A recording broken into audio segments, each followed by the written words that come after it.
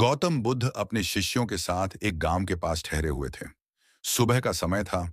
वृक्षों के बीच से हल्की धूप छन रही थी और बुद्ध शांत भाव से ध्यान मग्न बैठे थे। तभी गांव का एक व्यक्ति, रूपण, उनके पास पहुंचा।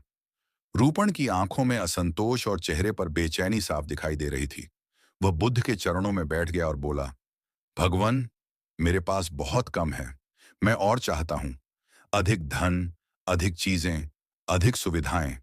आप मेरे मार्गदर्शक हैं। मुझे कुछ ऐसा बताइए जिससे मेरी इच्छाएं पूरी हो सकें। बुद्ध ने उसे ध्यान से देखा और पास बैठने का संकेत दिया। रूपण उनके सामने शांत होकर बैठ गया। कुछ पल मौन रहा।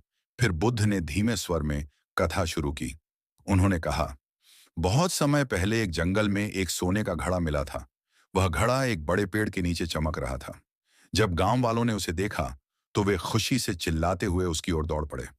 हर कोई चाहता था कि घड़ा उसी का हो। वहां इतना हंगामा हुआ कि लोग एक दूसरे से झगड़ने लगे। बुद्ध आगे बोले, उसी समय एक साधु वहां आया। उसने सबको शांत किया और कहा, सोना सबके लिए है। एक एक करके जितना चाहिए उतना लो। गांव वाले राजी हो गए। पहला व्यक्ति आगे बढ़ा। उसने सोचा, अगर मैं बस जरूरत का लूंगा तो बाकी लोग मुझसे ज्यादा ले लेंगे। इसलिए उसने आवश्यकता से दोगुना सोना उठा लिया। दूसरा व्यक्ति आया। उसने और भी ज्यादा सोना लिया। फिर तीसरा व्यक्ति आगे बढ़ा। उसके मन में लालच इतनी बढ़ चुकी थी कि उसने आवश्यकता से 10 गुना सोना उठा लिया। वह अपने कपड़े में बांधकर जंगल से बाहर निकलने लगा। उसके चेहरे पर जीत की चमक थी। लेकिन जैसे जैसे वह आगे बढ़ा, सोने का बोझ बढ़ता गया। उसके कदम भारी होने लगे। जल्द ही वह सोना चमकना बंद हो गया। धीरे धीरे काला पड़ने लगा, जैसे किसी अदृश्य आग ने उसे जला दिया हो। फिर अचानक सोना गर्म होने लगा। आदमी ने उसे पकड़े रखा, पर उसके हाथ जलने लगे। दर्द से वह चिल्लाया और जमीन पर गिर पड़ा। कुछ ही पलों में वह सारा सोना राख बनकर हवा में उड़ गया।